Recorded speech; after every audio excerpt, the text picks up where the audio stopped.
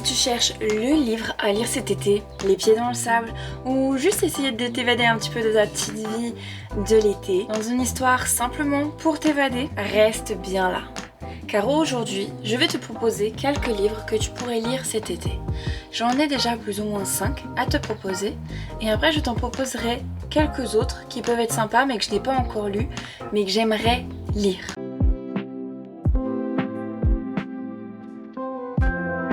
Et oui, je t'ai sélectionné 5 pépites littéraires que tu peux lire cet été, que ça soit du classique ou quelque chose de plus fantaisiste ou de la romance, tu pourras trouver vraiment tout ce qui te donne envie ici dans cette vidéo. Il y en a pour tous les goûts et je te l'assure, aucun livre prise de tête parce que on n'aime pas ça à l'été. Prends bien ta crème solaire et c'est parti.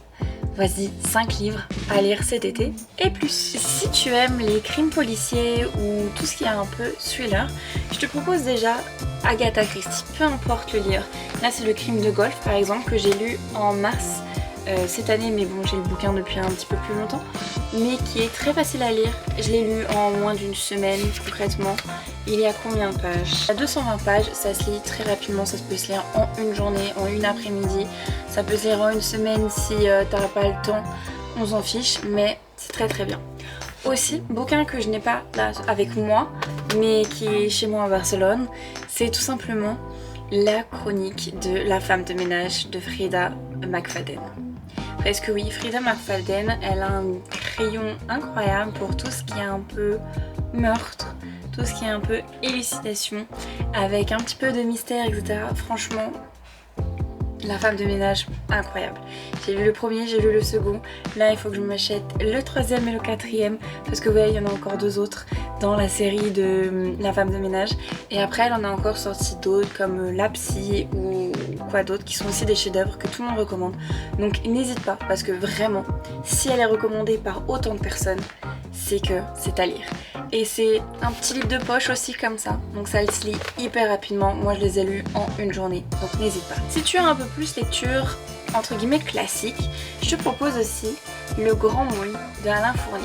C'est un livre que j'ai lu peut-être au collège ou au lycée, je me rappelle plus trop. Regardez, il est défoncé le bouquin, vraiment je l'ai adoré. Je l'ai adoré, c'est un truc vraiment un peu plus classique, puisque je l'ai étudié pour les cours. Mais comment j'étais absorbée par ce livre, je saurais même pas comment vous l'exprimer. C'est en fait l'histoire d'un jeune homme qui va rencontrer le Grand Moule, qui a été mis justement en pension dans leur école, et ils vont découvrir un petit peu la vie ensemble. Le Grand Moule, si je me rappelle bien, va à peu près arrêter l'école et va partir en fait de ce truc là. Et ils vont se retrouver, il va comprendre sa vie, etc. qui est magnifique. Vraiment, c'est un livre que j'ai adoré. Je l'avais fait lire à ma mère et il est vraiment incroyable. Je vous le conseille. Je pense que toutes les personnes qui l'ont lu l'ont adoré. Celui-ci il est un tout petit peu plus long. Il fait environ 330 pages, quelque chose comme ça, un petit peu moins. Mais vraiment, j'en ai chialé, il était vraiment trop beau. A contrario, tu préfères plus de fantaisie et moins de réalisme, je te conseille aussi L'éducation meurtrière. Donc celui-ci, il est beaucoup plus fantaisiste puisqu'en fait, ça se passe dans une école. C'est des sorciers qui se retrouvent dans une école qui fait plusieurs étages et chaque année, en fait, ils descendent et ils descendent et ils descendent. Et en gros, il y a des monstres, tu peux mourir à n'importe quelle heure de jour et de la nuit. Les autres peuvent même te tuer. Il y a des ghouls ou je sais plus trop quoi, enfin une espèce de cannibale. C'est une série de bouquins, j'ai lu que le premier pour l'instant, mais je l'avais dévoré il y a 2 ans et j'attends d'avoir du temps dans ma pile à lire pour m'acheter les autres, parce que franchement je l'ai adoré, ça se lit hyper rapidement également, il fait 316 pages.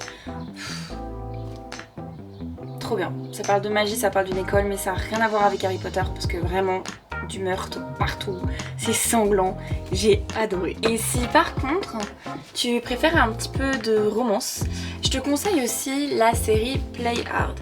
C'est des bouquins que j'ai lus pareil il y a quelques années, donc c'est toute une série et en fait ce sont à chaque fois, donc un livre est égal à une sœur, elles sont 6 je crois, ou 5 ou 6, je crois que c'est plus ou moins ça le nombre de bouquins.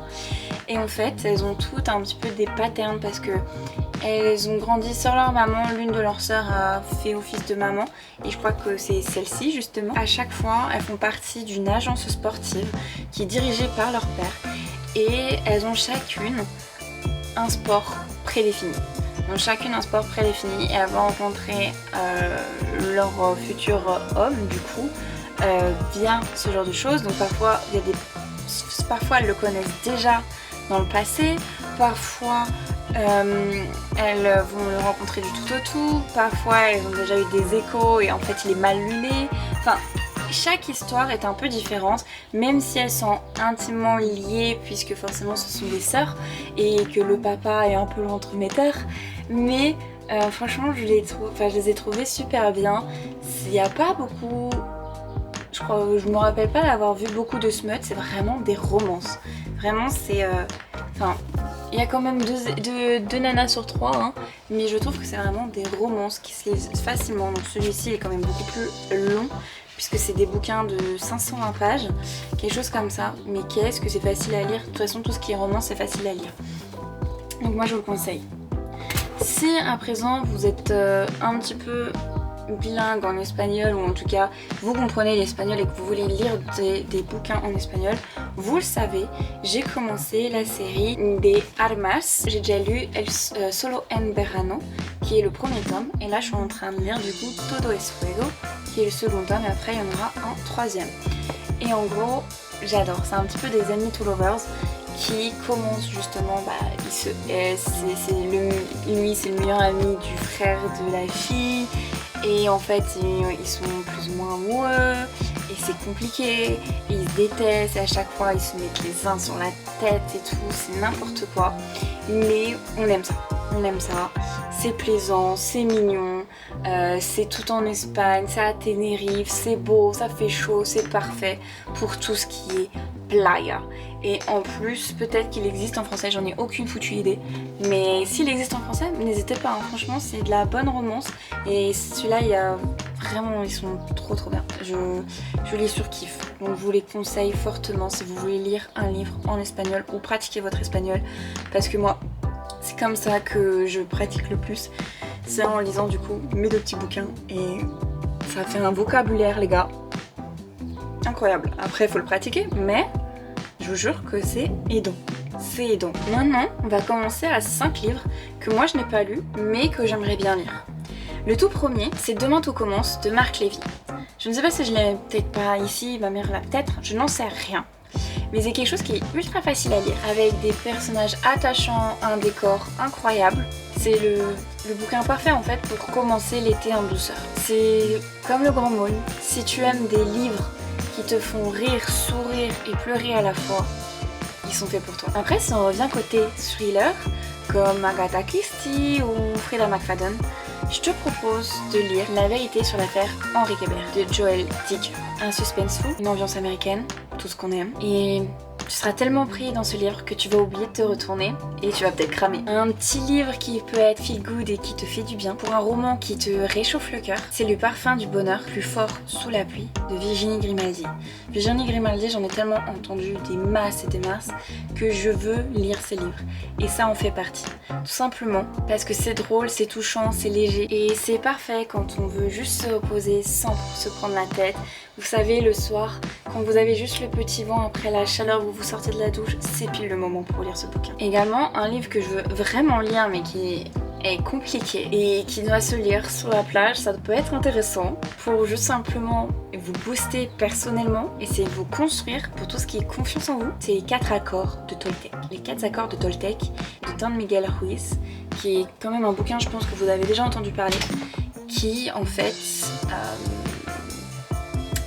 est hyper puissant. Il est hyper puissant. Il est court. Franchement, il est pas très long hein, de ce que j'ai vu. J'ai failli le commander, mais j'attends encore un tout petit peu. J'ai trop de trucs dans ma pile à lire. Mais je pense que c'est le bouquin à lire cet été. C'est simple, c'est puissant, c'est facile à lire. Et entre 2 baignades, tu peux lire quelques pages, retourner dans l'eau, bronzer, chaque côté. T'es beau. Et pour finir, un roman qu'on dit incontournable, c'est Malibu Rising de Taylor Jenkins. Il y aura des secrets de famille, du surf, des soirées californiennes. Encore les États-Unis? Et oui, parce que la plupart des bouquins qu'on aime, ça vient de là-bas. C'est l'ambiance estivale par excellence comme on aime. Si tu veux du soleil jusque dans tes pages, le livre est fait pour toi. Voici environ mes 10 chouchous que tu peux lire cet été. Ceux que j'ai déjà lus et ceux que j'aimerais lire. Dis-moi en commentaire lequel te tente si t'en as déjà lu certains. N'hésite pas, je veux savoir vos avis, surtout pour ceux que je n'ai pas lus et que j'aimerais lire. Dites-moi s'ils sont bien, dites-moi s'ils sont incroyables, je veux les lire. Ou alors, partage-moi ton coup de cœur du moment. Moi, mon coup de cœur du moment, bah alors, oui, il y a celui-ci, et il y a tout ce qui est Pont du Tempête. Parce que j'ai fini déjà les Royaumes des Maudits, etc., etc. Mais en ce moment, c'est le Pont des Tempêtes. J'ai lu les 4 premiers tomes, il manque plus que le dernier. J'ai tellement hâte qu'ils sortent. Donc n'hésite pas à me dire ton coup de cœur. Et si tu veux une vidéo spéciale lecture, cocooning ou 24 heures challenge ou je ne sais pas, juste lecture, dis-le-moi, like et abonne-toi pour de futures vidéos et ne rien rater. À très vite sur la plage, sur Twitch ou YouTube. Et on se voit dimanche prochain, 18h, pour une nouvelle vidéo.